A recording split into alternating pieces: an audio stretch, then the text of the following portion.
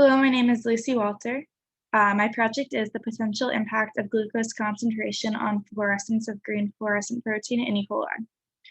In this experiment, I investigate the appropriateness of implementing the green fluorescent protein as a gene marker in a cancerous patient.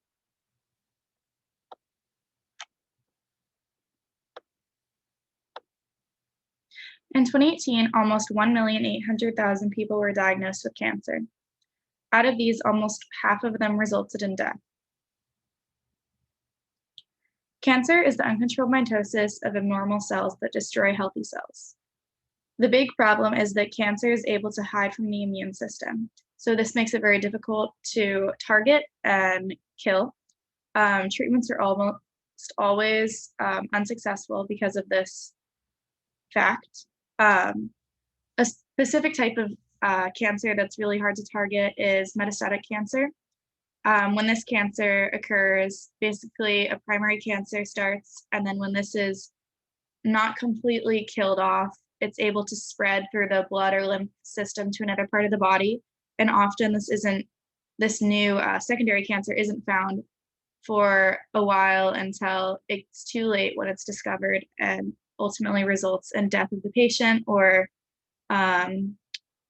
prolonged symptoms. This is all because of the ability of cancer to hide from the immune system. If we were able to see it throughout this entire process, we might be able to target its source quicker and eradicate it. Different cancer treatments are chemotherapy, which is the mass deletion of cells in the human body. This is often not the most attractive option to patients because they just delete mass amounts of cells, which can harm skin and hair cells. So patients will lose their hair or lose color in their skin. Even if it can be successful in getting rid of the cancer, there are definitely side effects. Another treatment in removing cancer is surgery. Doctors will surgically remove the cancer tumors, but depending on the site of the cancer, it's oftentimes impossible to complete. A new technique is targeted therapy, in which the cancer is specifically targeted so that there aren't other cells that are hurt in the process of getting rid of the cancer. It targets specific proteins and then figures out how the proteins divide and grow and stops that. It's very difficult to control cancer. The green fluorescent protein might be something that can help to target cancer cells. The green fluorescent protein is a tin can shape with the chromophore in the center. The chromophore is what allows for the green fluorescent protein to grow. This protein emits green light under the presence of UV light. If cancer cells could be eliminated by the green fluorescent protein, then they might be able to be more readily located. The benefits of using the green fluorescent protein in targeted therapy is that cancer cells could be illuminated so that we're able to see where they spread to.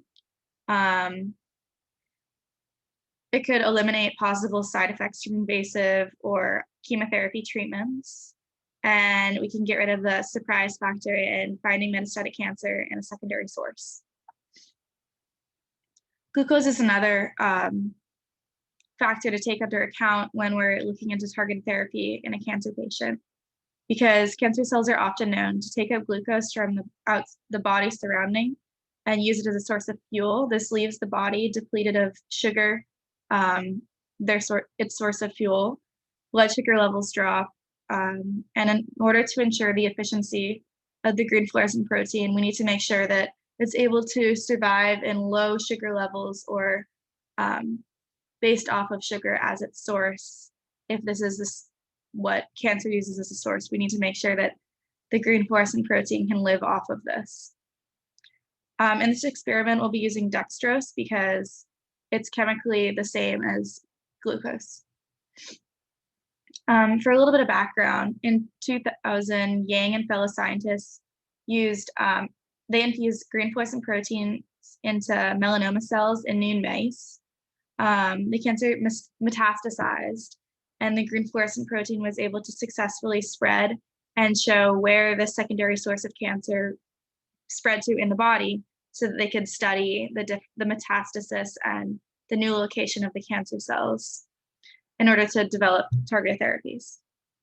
Another experiment happened in 2019 when Motoki and fellow scientists created green fluorescent protein glucose indicators, which they called green glyphons.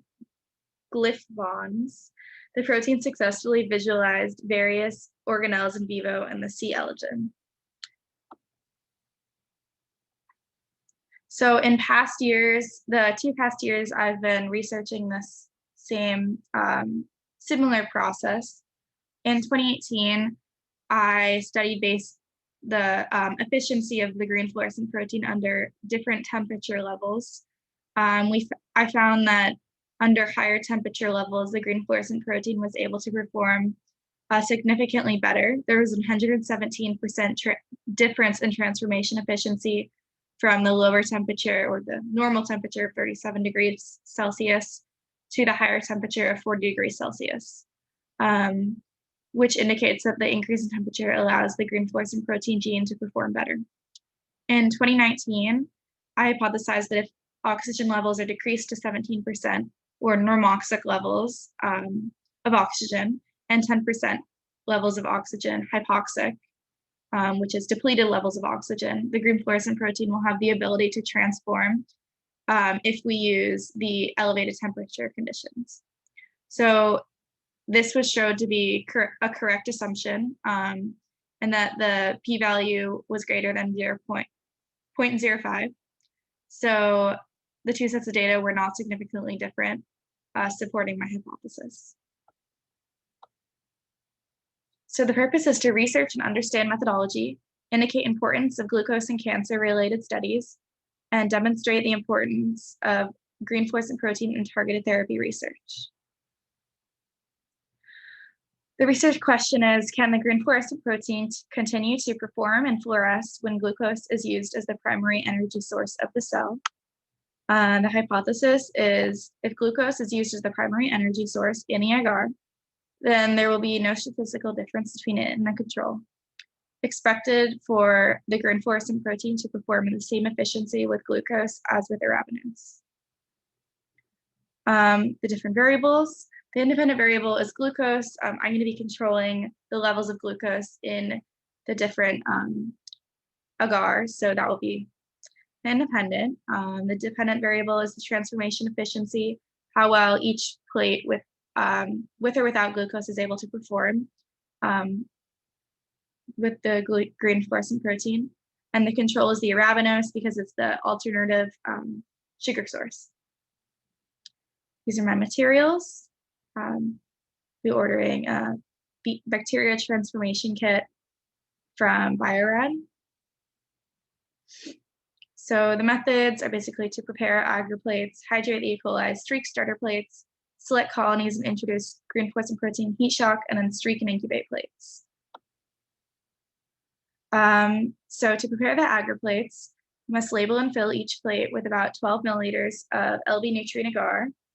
Refrigerate them, stack them on top of each other, no higher than 4 plates, and then hydrate the E. coli by adding 250 microliters of transformation solution directly to the vial labeled E. coli and incubate overnight. In this step, for the first difficulty, I actually added the transformation solution to the wrong vial. So it's very important to make sure that the vials have the correct label on them. The next step after the E. coli has hydrated overnight is to streak the starter plates. Using an inoculation loop dipped in prepared E. coli, streak for colonies, and then stack and incubate the plates upside down at 37 degrees Celsius for 24 hours. So in this visual, I've demonstrated how to streak the colonies. And then the next day, the E. coli plates should have grown E. coli. So you need to take out the little vials that you are given with the kit and label all of them positive P glow. which is the green fluorescent protein gene. Pick up a single colony from the E. coli plates with the inoculation loop and place one into each vial, swirling after each submergence. The step before this is to add transformation solution to each of the vials so that the E. coli can dissolve.